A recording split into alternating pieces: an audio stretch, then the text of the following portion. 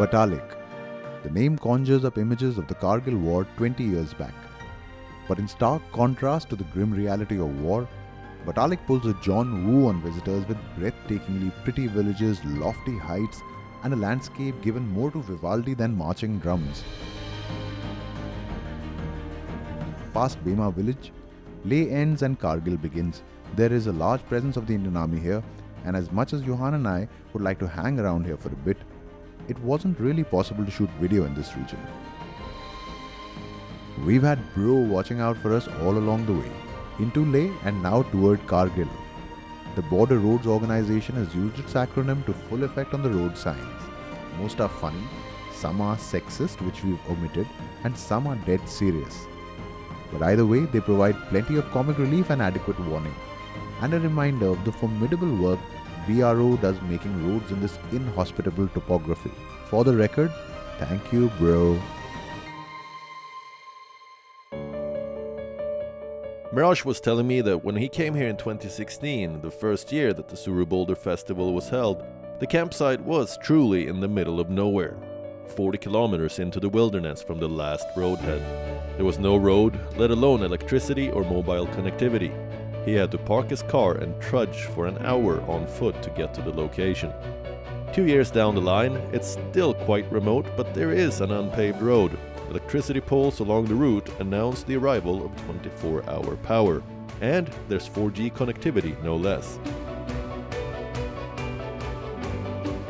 It's a sobering thought. Soon there may be no place left where you can truly escape from the cares of the world. Still, this campsite comes pretty close, as long as you switch off your phone. Dusk is falling by the time we get in. The sun has long disappeared behind the tall mountains surrounding the valley. Meraj and I managed to find a sweet spot to set up our tents, pull out our lounge chairs and stare into the distance. After this long a road trip, it's time to take 5.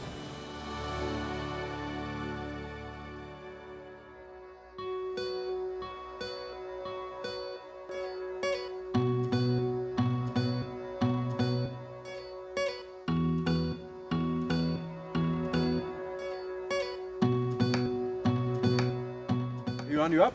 Yeah. Bright and early. Breakfast? Yeah, man. You think it's up? The Suru Boulder Fest. I came for the first edition and here I am 2 years later. In 2016, the fest was basically a bunch of rock climbers led by Tenzing Jamyang, the self-styled leader of the climbing community in India, running amok in the Boulder Fields in Suru Valley.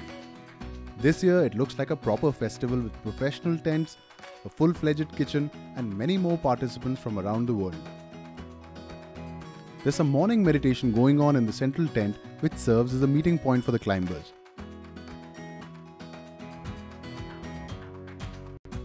Dirk is a South African and used to work as an air traffic controller. He quit his job in 2016 and started traveling around the world, doing different gigs along the way to fund his travels. Right now he makes his money as a tattoo artist and loves India.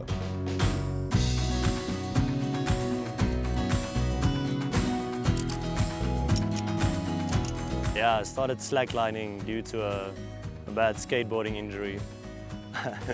Yeah, I snapped my Achilles tendon off of my heel bone and went through about 6 months of cast and 10 months on crutches.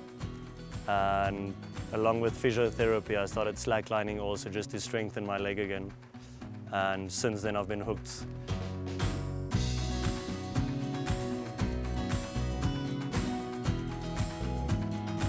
You can set up highline in between trees. It's basically the point where you would not want to fall down from the slackline, otherwise you would get hurt. So I would say anything above 2.5 to 3 meters starting point could be considered as a highline, but the more extreme guys go up to 40 to 100 meter exposure. I've done it once in my life and it's terrifying. Arrived in India about 6 months ago and been traveling ever since, and leaving December back to Cape Town after 10 months of traveling. Yeah, when my money is finished. The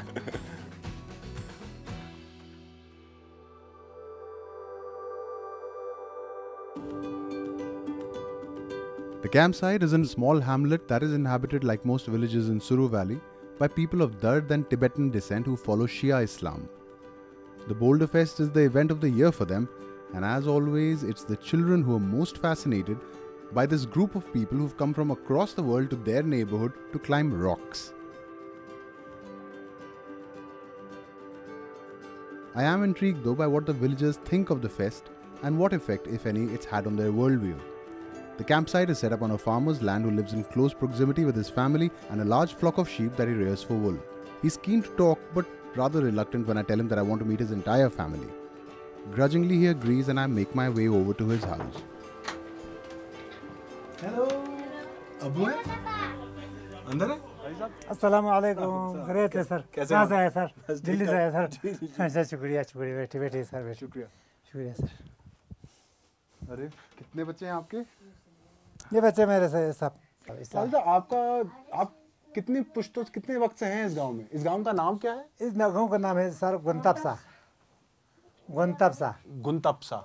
sir. और आप कब से हैं यहाँ पे? मैं तो बहुत साल पहले से था सर। मतलब आपके अब्बू भी और उनसे पहले भी? हाँ पहले भी था, पहले से था सर, बहुत पहले से था। अच्छा। कह नहीं सकता, बहुत पहले से था। और आप ये कौन सी जबान बोलते हैं यहाँ पर? लद्दाखी तो नहीं है? लद्दाखी नहीं है सर, पुरकी जबान की बाल्टी की तरह थोड़ा सा बाल्टी की जबान उससे थोड़ा अलग है सर। थोड़ा अलग।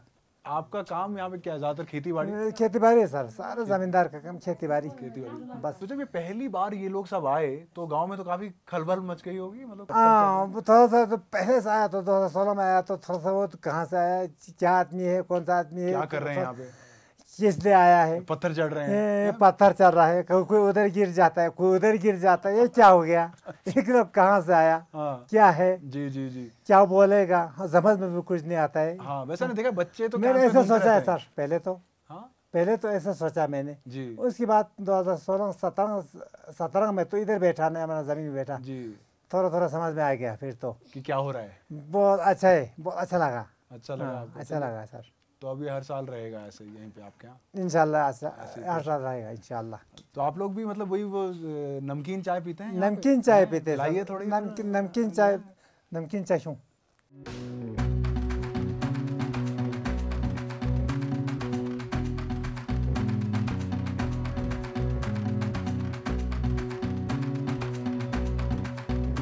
आदि साहब एक बात बताइए, मैं कल सोच रहा था इसके बारे में कि जब वो लड़ाई हुई थी तो यहाँ पे भी कोई असर पड़ा था? यहाँ असर पड़ा, बहुत असर पड़ा। लेकिन वो तो द्रास की तरफ इधर हर दस में बहुत गोला गिरा सर। यहाँ तो नहीं हुआ कुछ? करगिल में बादल एक गोला आके इधर हमारे उधर लंकर से नाम एक गाँव है ना, गोला वहाँ से इधर गिरा। लंकर से में गिरा था सर। पाकिस्तान के साथ बहुत लड़ाई हो गया ना सर। जब भी हम लोग दिल्ली वगैरह में कारगिल का नाम सुनते हैं तो सबसे पहले हमारे दिमाग में वो लड़ाई आती है, लेकिन यहाँ आओ तो समझ में आता है कितना सुंदर इलाका है। सुंदर एरिया तो थोड़ा सुंदर थे मगर पहाड़ है ना, पहाड़। इतने लोग यहाँ क्यों आते हैं?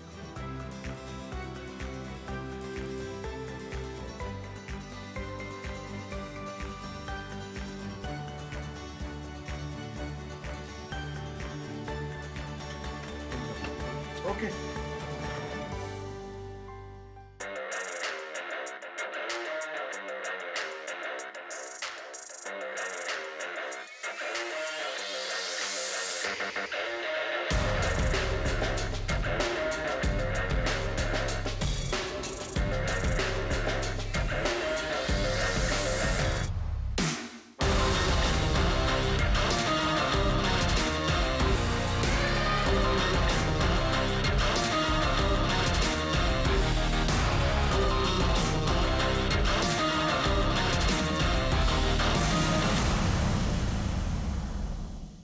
Sohail Kakpori and Jamyang have been friends for many years now. Sohail is also from Leh, and with Jamyang he set up the Gravity Cafe a few years back. The Suru Boulder Fest was their brainchild. A few years back, Sohail got married and moved to Malta. Sohail is an incredible climber and he really makes it look easy. And he's here just for the festival.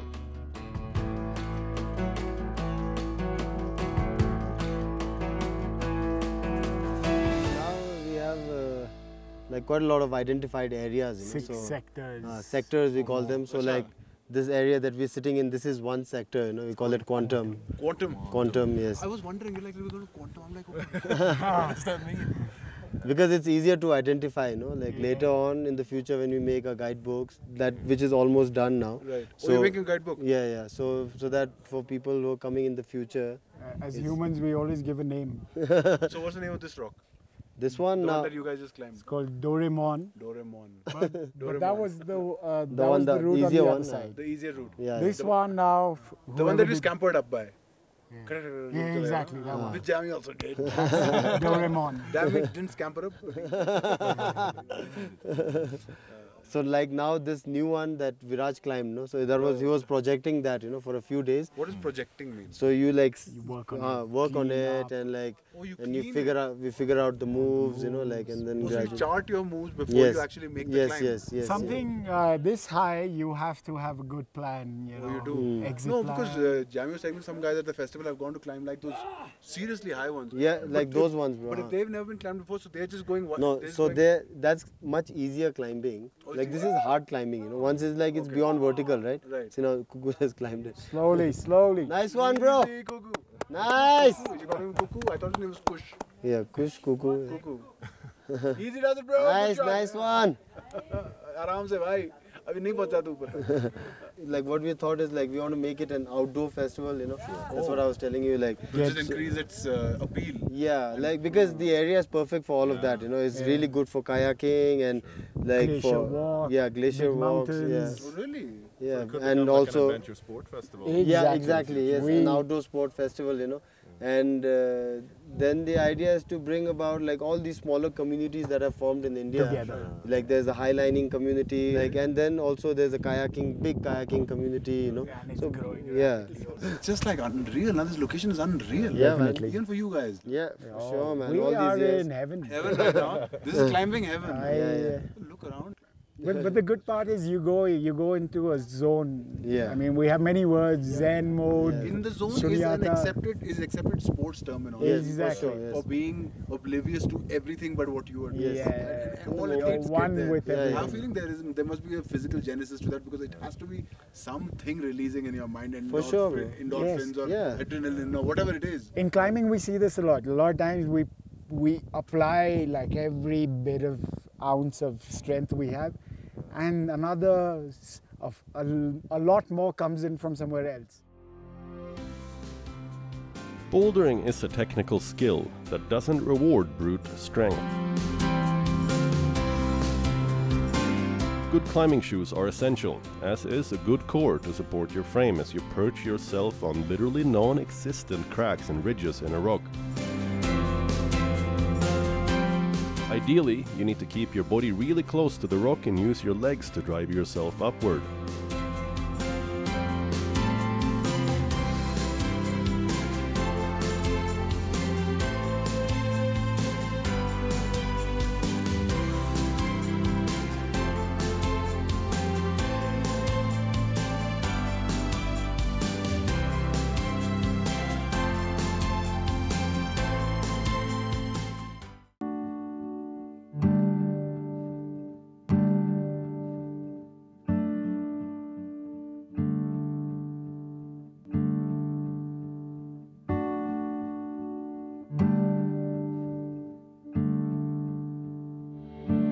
So Arvid, where are you from? So right now, my wife and I, we live in Batla, Okay. between Shimla and Manali. Okay. It's about 1 hour from Shimla. But what about the road from Manali to Leh? That is awesome on a bike, isn't it? That was a stunningly beautiful road, but I did that on cycle. On a bicycle? Yes. Not on a motorbike? On a tandem bicycle. On a tandem bicycle? Yeah. With your wife then? No, Not with that's your a wife? long story. No, with somebody else. Okay. For a company called Adventures Beyond Barriers. Okay. I had a blind person sitting on the back. A blind person sitting Yeah. on the back. Yeah. Going through the most scenic landscape in the world. Yeah. So actually, that's interesting you say that. There were a few times when I would like hold her hand and kind of describe what was going around. Yeah. But yeah, You it's keep narrating the experience and like, now we're going to cross a river here and now we're going downhill, just downhill only from now on. Stop yelling, bro. What are you sleeping in there? You're just getting out now? Dude, I mean, What about, man can't sleep peacefully. What about there? Hey, Say hello to Arvind. Hi, Arvind. How are you, man? I'm good. How are It's you? Meraj. Yeah, I'm sorry we woke you up. No, that's all right. As a matter of fact, I woke up to that last thing that you just said. That sounds fantastic, bro. I mean, what an experience it must be to be with somebody who can't see and going through the language. That was a bad joke, by the way.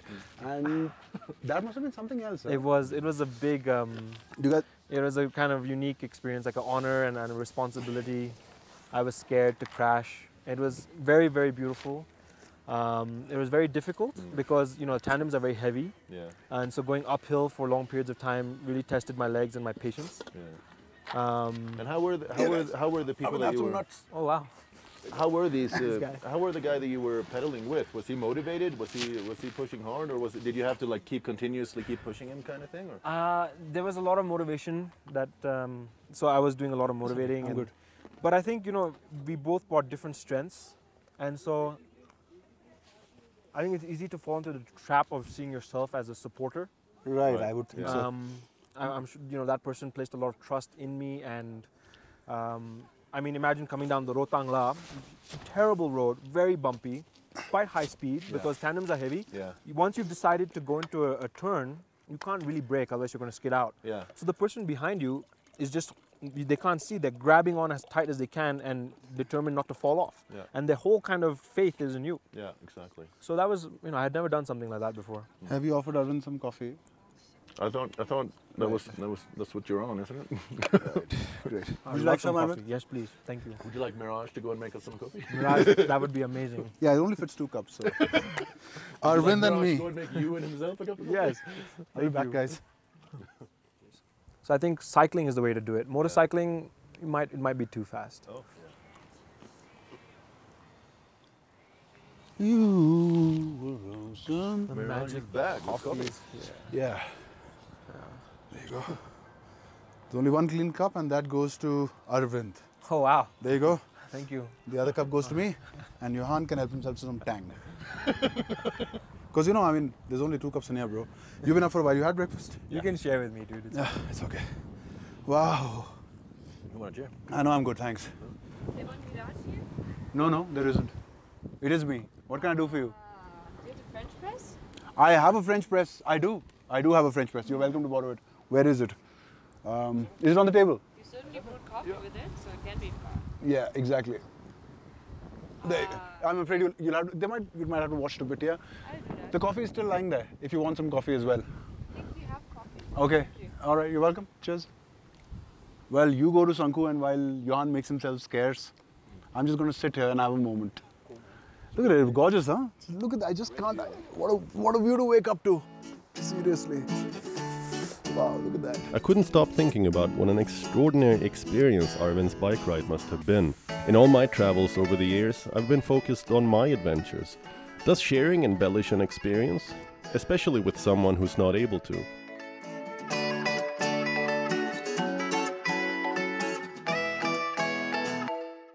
I'm going to head out with the gang to a different location to climb, a Boulder Field just to the north of the campsite.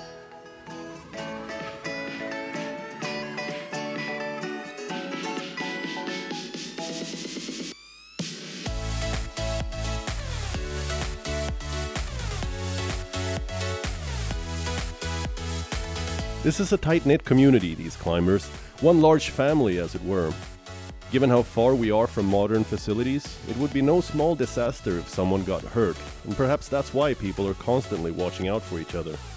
When one person is climbing, the others are spotting him or her. Spotting basically means shifting the crash pads on the ground to make sure that in case the climber falls, then there's a pad below to cushion the fall. Spotting also involves standing below, hands outstretched to push the climber towards the pad in case of a fall. It's not just about climbing either. Dirk is here juggling, which is a great way to develop hand-eye coordination.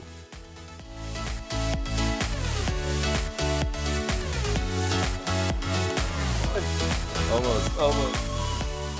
These are very fit individuals, and everyone's got a trick up their sleeve.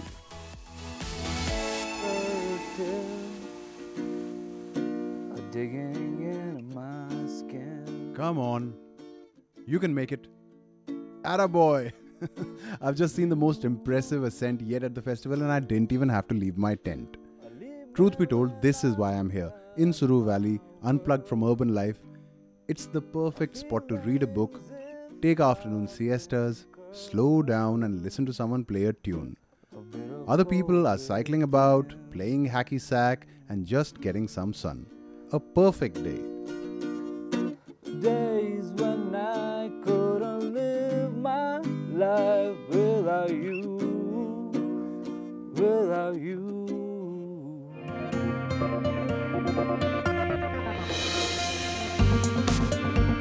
Sometimes when I'm traveling, I'll stop and wonder where I would rather be in a perfect world at that moment. Right now, in Suru Valley, feeling the frigid air as it blows in down from the peaks and whistles through the poplar trees, watching a flock of birds ride the ebb and flow in formation while a flock of sheep graze contentedly on the meadow below, I know that there is no other place in the world that I would rather be.